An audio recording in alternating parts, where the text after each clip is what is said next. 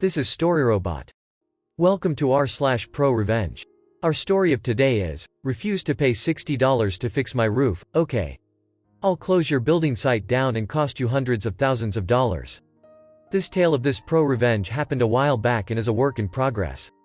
It is too good not to tell, and I will try and keep you updated down the track. Brian's neighbor is a typical greedy career landlord that left their rental house in disrepair. The poor tenant was living in the cold house, raw sewerage leaking onto the lawn and holes in the house that you could see light coming out of the house. After multiple requests from Brian, Karen refused to get any repairs done. When the state government introduced new laws about ensuring landlords are insulating their rental properties, instead doing this to the house, Karen kicked their tenant out and left the house vacant for 5 years. The old house deteriorated so much more during this time, with rats infesting the house and invading other houses nearby. Brian and his wife, with their limited funds, were able to get sufficient lending from the bank and offered to buy the house and do it up themselves to improve the neighborhood or rent it out, as there is a massive shortage of rental properties in our local county. Greedy Karen did not want to sell, nor did she want to spend a cent on the house to remedy the rodent problem. She also did not care about the effect the house was having on aesthetics of the street. It is important to know that Karen and her wealthy family have over 100 rental properties, and due to lax tax laws in this region, they do not pay a cent and can get tax write-offs when their properties deteriorate, then can claim on this as a loss. Long story short, some of them appear to be leeches on our society and are one of the reasons property prices are so high and rent prices are skyrocketing in our area. Her husband is also the chairman of the state's Landlords Association, an association that he often fronts the media for, defending landlords and putting a good media spin on them when there is negative press. Fast forward 5 years and Brian finds out the house is going to be demolished to make way for some new houses to go in on the small section.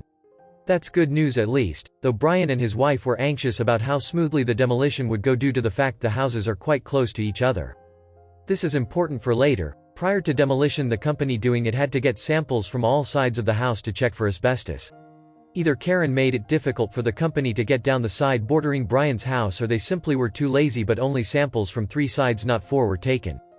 Demolition day came around and Brian was concerned that no safety barriers had been put up to protect his house from falling bricks of the chimney, nor was there anything from stopping dust and debris going all over his new deck and porch area.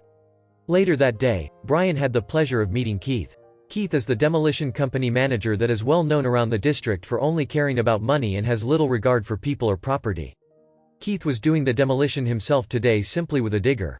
Brian returned home during his break at work to check the progress of the demolition and found the demolition was already complete after only an hour or so. The demolished house was in a pile. He climbed up on his roof and to his disbelief found hundreds of bricks had fallen onto his roof, causing damage, though he was lucky none had fallen through into the house. Brian phoned up demolition man Keith to ask about what went wrong. Keith initially played down the damage, despite there being 200 bricks laying on Brian's roof. Even with the damage done, no apology, and the rude attitude of Keith, Brian kept his cool. "Since I did a little bit of roofing when I was younger, I can fix up the roof if you just get me 4 new sheets of roofing iron and we will call it even. Don't worry about paying for paint, I can sort that out when I paint the whole roof after the fall." Brian's roof was not in the best of shape, but it was in much worse shape after having bricks dumped on it, leaving massive dents and chipping the paint. This is the moment that a simple decision on Keith's part would screw him and the landlord big time. "Not happening, pal, your roof is beeped anyway. I'll get you a sheet of second-hand roofing iron from my yard to repair the damage on roof, and I can come and hose off the dust off your deck and dog kennel." Cue the nuclear revenge. The revenge was not intentionally nuclear, but Brian had a dilemma that his roof was damaged and he needed it repaired. There was rain and snow forecast later in the week and he shouldn't be out of pocket having to buy new materials to fix his own roof up to a good standard. Brian is normally calm and relaxed man, but this situation and the way he and his property were treated sparked an anger that I have never seen before. Brian got in contact with his insurance company, and due to the issue involving a roof, a building assessor arrived that day to assess the claim. The assessor would then be able to seek damages from the landlord or demolition company if he found them to be at fault. Brian also reported the demolition company to the local health and safety authorities due to their lack of safety precautions used when doing the demolition. The assessor got onto the roof with Brian and was mortified to hear how Keith had acted in such disregard with the damage done to the roof, and his lack of an apology for any wrongdoing got the assessor mad. He then looked more concerned, and bent down and picked up some gray fibrous material. Luckily, thanks to COVID, we already have masks on Brian. "This here looks like it is asbestos. I don't know how they got the sign off to get this house knocked down in this manner. You don't know at the time of being exposed to this stuff, but if you breathe in these fibers it can cause serious diseases later on in life, including lung cancer.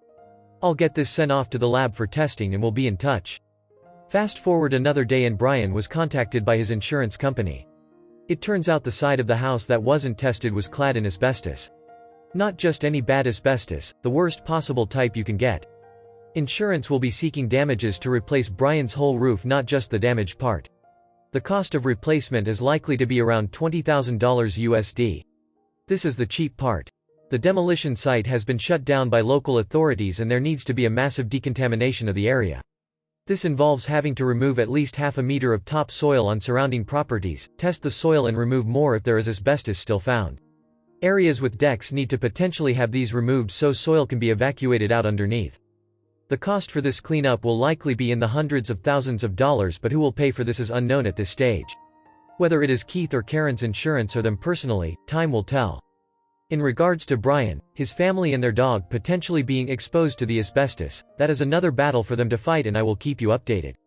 Brief update 1: I have just been on the phone to Brian for half an hour. His workplace were very sympathetic and paid for him to have 2 days off trying to sort things out.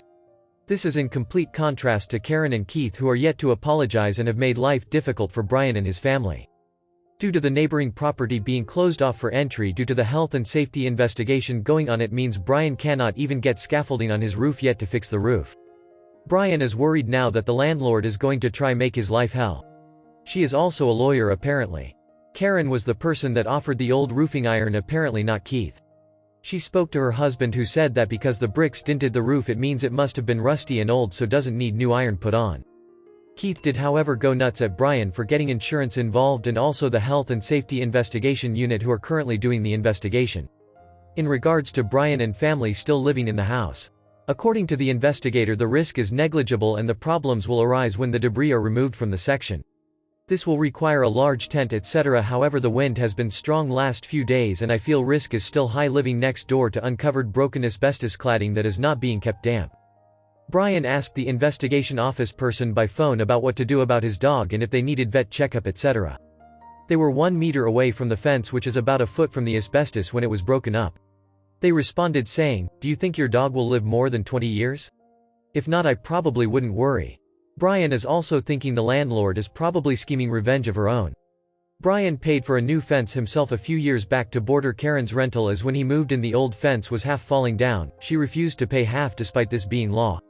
He reckons because the fence is approximately 10 centimeters too high she will ask him to cut the height down at his own cost so it is in perfect position for her new houses that are to be built.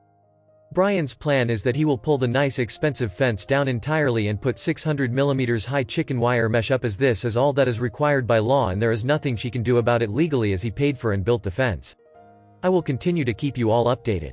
Also, as I know the local newspaper editor, I have offered to go with Brian to discuss this story with them once the investigation is completed if Karen tries to make life difficult and also expose Keith for his dirty practices. Keith's company have just been awarded a multi-million-dollar contract for demolition of an old car factory, and this would raise some eyebrows. Thank you for watching. Error. Problem detected. Not enough subscribers. Please subscribe, like and comment.